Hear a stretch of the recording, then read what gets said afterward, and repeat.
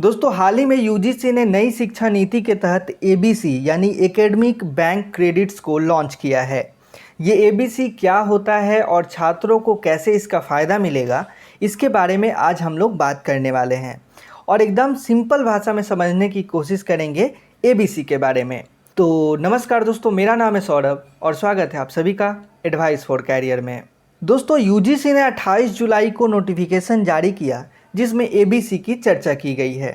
ABC यानी academic bank credits. इसके तहत स्टूडेंट अपने अनुसार कोर्स डिज़ाइन कर पाएंगे और साथ ही साथ अपने अनुसार एक ही कोर्स को अलग अलग यूनिवर्सिटीज़ से पूरा कर पाएंगे। लेकिन ये काम कैसे करेगा, इसके बारे में जान लेते हैं। दोस्तों नोटिफिकेशन में कहा गया है कि एक वर्चुअल एकेडमिक डिपॉजिटरी बनाई जाएगी और इसी डिपॉजिटरी में सभी स्टूडेंट के क्रेडिट्स रखे जाएंगे। इसी डिपॉजिटरी का नाम रखा गया है एकेडमिक बैंक ऑफ क्रेडिट्स यानी एबीसी। इस डिपॉजिटरी का नाम एकेडमिक बैंक ऑफ क्रेडिट्स इसलिए रखा गया है क्योंकि ये बिल्कुल वैसे ही काम करेगा जैसे कि बैंक काम करता है। एक बैंक से दूसरे बैंक में जैसे पैसे ट्रांसफ़र किए जाते हैं या फिर जिस तरीके से पैसे अकाउंट में जमा किए जाते हैं, वैसे ही एक एकेडमिक बैंक ऑफ क्रेडिट्स में क्रेडिट्स जमा किए जाएंगे और ज़रूरत पड़ने पर ट्रांसफ़र किए जा सकते हैं। दोस्तों जब आप एबीसी में अपना अकाउंट खुलवाएंगे तो आपको एक यूनिक अकाउंट नंबर दिया जाएगा और इसी अकाउंट में क्रेडिट्स जमा किए जाएंगे। यहाँ हम बार बार क्रेडिट्स का जिक्र कर रहे हैं, आखिर ये क्रेडिट्स क्या है। दोस्तों जब आप कोई कोर्स करते हैं तो उसकी एक ड्यूरेशन होती है और इसी ड्यूरेशन और थ्योरी क्लास या प्रैक्टिकल क्लास या फिर प्रोजेक्ट के आधार पर क्रेडिट फिक्स किए जाएंगे। इसे एक एग्जांपल से समझते हैं। मान लीजिए आपने एमबीए में एडमिशन लिया। जनरली एमबीए 2 साल यानी 4 सेमेस्टर का होता है और एक सेमेस्टर में आपको 8 क्रेडिट्स मिलते हैं। अगर आपने एमबीए का एक सेमेस्टर पूरा कर लिया तो आपके अकाउंट में 8 क्रेडिट्स जमा कर दिए जाएंगे। मान लीजिए आपने एमबीए का 2 सेमेस्टर आपने ड्यू से कंप्लीट कर लिया और फिर किसी कारणवश आगे इसे कंटिन्यू नहीं कर पाए, तो ये 16 क्रेडिट्स यानी 8 सेमेस्टर 1 के और 8 सेमेस्टर 2 के आपके अकाउंट में जमा रहेंगे और आप जब चाहें तब उसे आगे फिर वहीं से कंटिन्यू कर सकते हैं जहां आपने इसे छोड़ा था, यानी 3rd सेमेस्टर से आप इसे कंटिन्यू कर सकते हैं। इसके अलावा इसमें आपको ये सुविधा भी दी जाती है कि आप इसे दूसरे यूनिवर्सिटी या दूसरे डिपार्टमेंट से भी कंटिन्यू कर सकते हैं। इस स्थिति में आपके क्रेडिट्स उन यूनिवर्सिटीज़ या डिपार्टमेंट को ट्रांसफ़र कर दिए जाएंगे जिसमें आप कंटिन्यू करना चाहते हैं।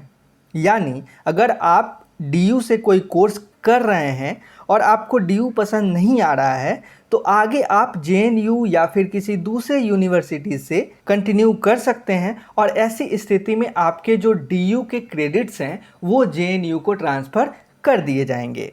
चलिए एक और सिनेरियो पे बात करते हैं। मान लीजिए कि आप 1 साल के बाद कंटिन्यू नहीं कर पाए तो फिर आपको अपने क्रेडिट्स के आधार पर सर्टिफिकेट, डिप्लोमा या फिर डिग्री दे दिया जाएगा। दोस्तों एबीसी के तहत आपको अपना कोर्स खुद डिज़ाइन करने का मौका मिलता है, यानी आप खुद कोर्स का सब्जेक्ट डिसाइड कर सकते हैं।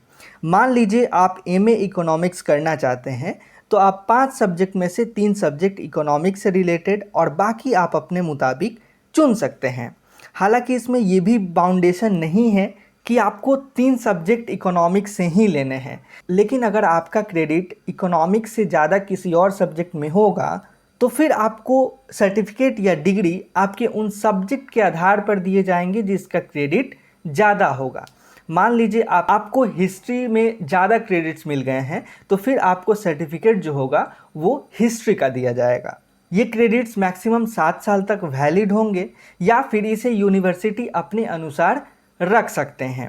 दोस्तों ये एबीसी उन सभी इंस्टीट्यूट के लिए मान्य होगा जो यूजीसी या एआईसीटीई से मान्यता प्राप्त होंगे। इसके अलावा ये इंजीनियरिंग, मेडिकल, डेंटल, लॉ और अन्य प्रोफेशनल कोर्सेज को भी कवर करेगा।